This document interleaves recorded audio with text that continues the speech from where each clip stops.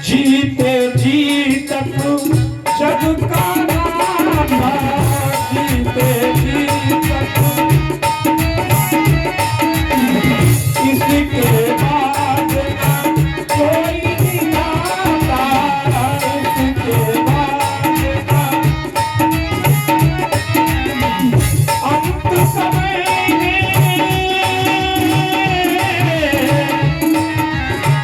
अंत समय में आता काल, ये तारा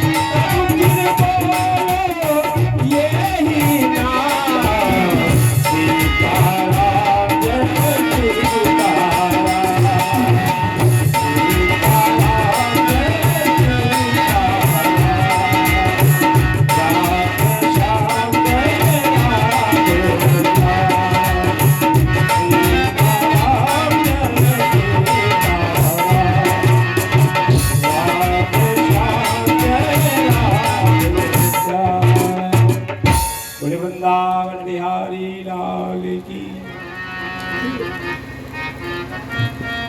भगवान की बड़ी अहतुकी कृपा है। और इसके मध्य में जानते हो परीक्षित जी, देखिए हम आप सभी भगवान के चरणों की वंदना कर रहे हैं। आज कौन सा दिवस हो चुका है? 7वां दिवस है। देखिए ये 7 दिन ही जो है जीवन के शेष हैं, और 7 दिन में ही व्यक्ति को आना है और 7 दिन में ही जाना है। और इन 7 दिनों का अगर साथ न हो तो व्यक्ति एक दूसरे के प्रति कोई भी कार्य कर ही नहीं सकता। मैंने उस दिन बताया था, जाके रवि पंचम नहीं, जिसके गुरु का नहीं है साथ, उसकी बुद्धि सही नहीं हो सकती महाराज। तो इसलिए इन 7 दिन के मध्य में जो गुरु का बिंदु है वो भी बहुत महत्व रखता है। तो जब तक गुरु अच्छा न हो, महाराज एक बात हमें ये बताओ, क्या नाच गाने से अगर कथा का काम चलता हो? परीक्षित बड़ा ध्यान से सुनना, अगर नाच गाने से व्यक्ति का उद्धार होता हो तो क्या महाराज परीक्षित के जमाने में क्या नाचने गाने वाले नहीं थे? हैं? और अगर राजा परीक्षित चाहते तो गंधर्व स्वर्ग से आकर के उन्हें नृत्य करके दिखाते हैं। और जो अनेक संत जन बैठे हुए थे, उन्होंने भी राजा परीक्षित के प्रश्नों का उत्तर नहीं दे पाया। इसके लिए क्यों आया? नैष्टिक बाल ब्रह्मचारी जिसका नाम है महाराज सुखदेव। और सुखदेव महाराज ने कथा को ऐसे सुनाया है कि जीवन के सब सूत्रों को जो है अच्छे से श्रवण कराया महाराज परीक्षित को। अब परीक्षित को कहां पर पहुंचाया है? राजा परीक्षित श्री सुखदेव महाराज की कथा कहां पर श्रवण कर रहे थे बताओ परीक्षित जी?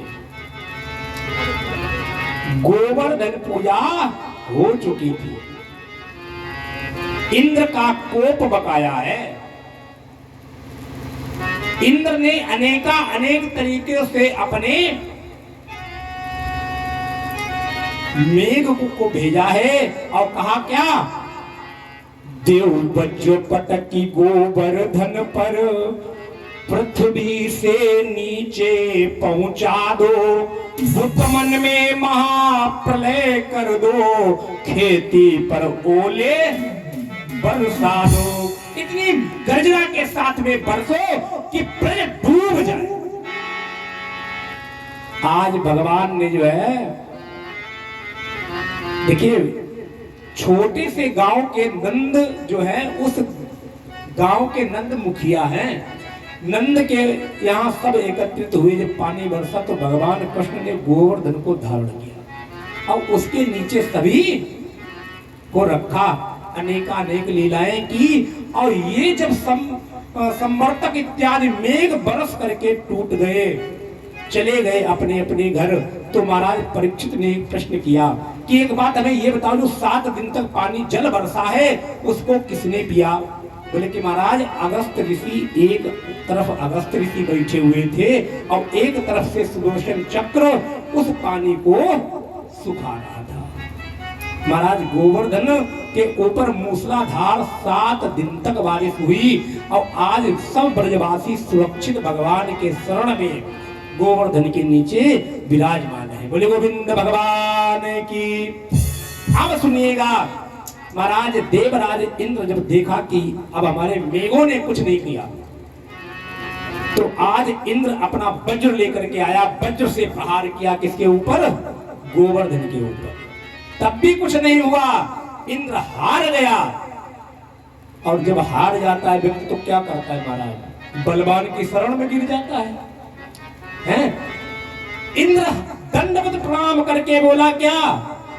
नमस्तुभ्यं भगवते पुरुषाय महात्मने।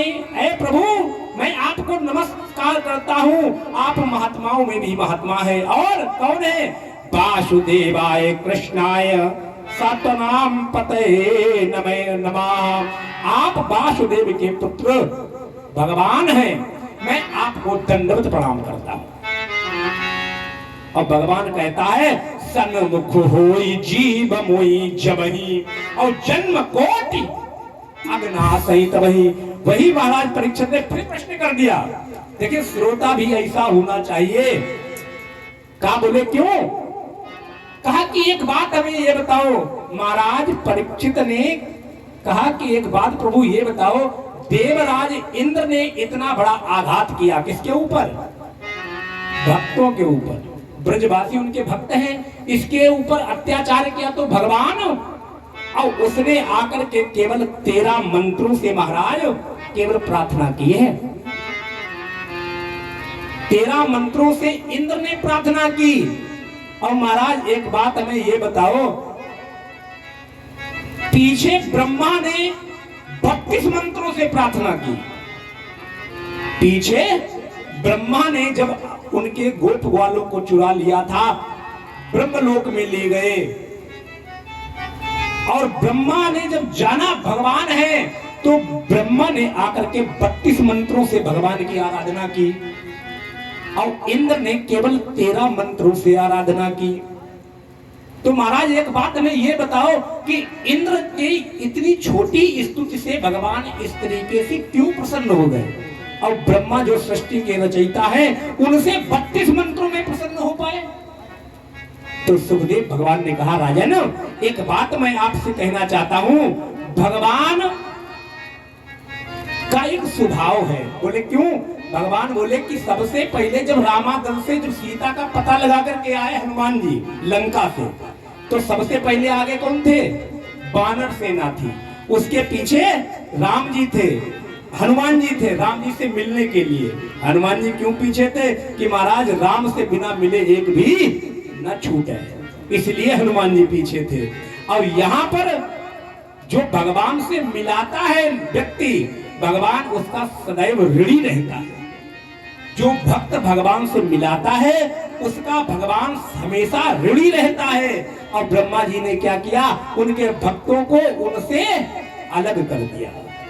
और देवराज ने उदंडता की, लेकिन भक्तों को भगवान के पास कर दिया 7 दिन तक। बस इसीलिए देवराज इंद्र के ऊपर इतनी जल्दी प्रसन्न हो गए। बोले कृष्ण कन्हैया लाल की जय।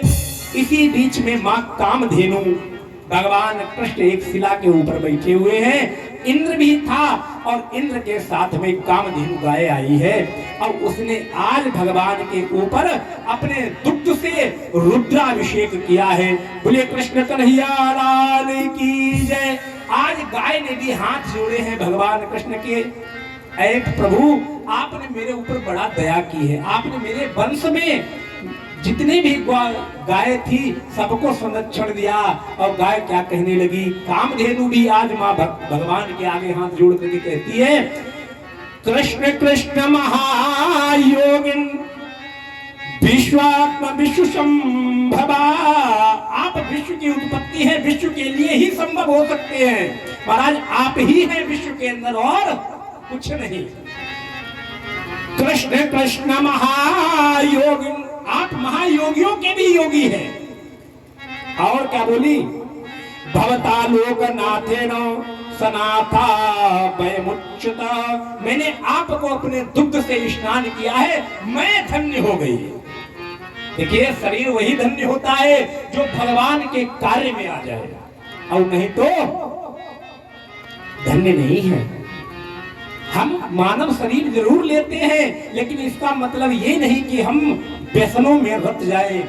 भगवान के हित में भी हम कार्य करें, वही हमारा मानव धन्य जन्म धन्य है, और नहीं तो धन्य नहीं है। बोले कृष्ण कन्हैया लाल की जय। इस तरीके से देवराज इंद्र ने और मां कामधेनु ने भगवान की प्रार्थना की और स्वधाम के लिए चले गए, अपने स्वर्ग लोक के लिए प्रस्थान कर गए। भगवान कृष्ण अब आगे की लीलाएं करते हैं। बोले कृष्ण कन्हैया लाल की। गोविंद चले आओ, गोपाल चले आओ, गोविंद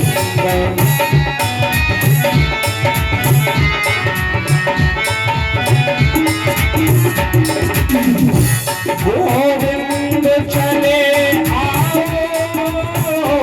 गोपाल चले आओ, है मुरली मनोहर तुम, है मुरली मनोहर तुम, श्री राम चले आओ,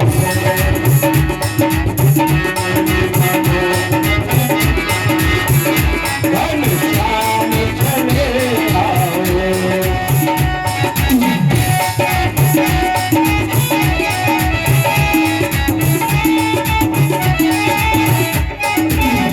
बोले वृंदावन बिहारी लाल की जय। परीक्षित जी अब यहाँ से भगवान की लीला और आगे चालू होती है। भगवान यहाँ पर जो है, जो इंद्र के ने स्तुति की है, 10वें स्कंद का 27वां अध्याय है। इसके बाद में 29वें अध्याय में 29, 30, 31, 32, 33 तक भगवान ने रास पंचाध्यायी को किया है, रास महाराज किया है। और यही रास जो है पंच प्राण भागवत के अंतर्गत है। जो भी इनका पठन पाठन करता है, भगवान की कृपा उसके ऊपर स्वयं बरसने लगती है। और इसमें जानते हो, माया, जीव और ब्रह्म तीनों का समागम है। और यही तीन चीजों से क्या है, उभय बीच सोहति कैसे, ब्रह्म जीव बिच माया जैसे। सबसे पहले संसार को नचाने के लिए माया का ही भगवान ने सहारा लिया है। किसको? माया का। इस अध्याय में भी सबसे पहले किसका लिया है सहारा? माया का। 29वें अध्याय का पहला मंत्र है महाराज, क्या है? भगवान नाम पिता रात्रि। भगवान ने उस रात्रि को शरद फुल्य मल्लिका विच्छेदन्तु मनश्चक्रे योग माया मुपाश्रिता, योग माया के अधीन कर दिया। किसको? शरद पूर्णिमा वाली रात्रि को। भगवान ने मन में विचार किया, मैंने गोपिकाओं से वादा किया है और आज वो दिन आ गया है। तो भगवान ने सबसे पहले क्या किया, भगवान नामापिता रात्रि, उस रात्रि को सर्वोत्फुल्ल मल्लिका विशेरन्तु मनश्चक्रे योग माया मुपाश्रिता।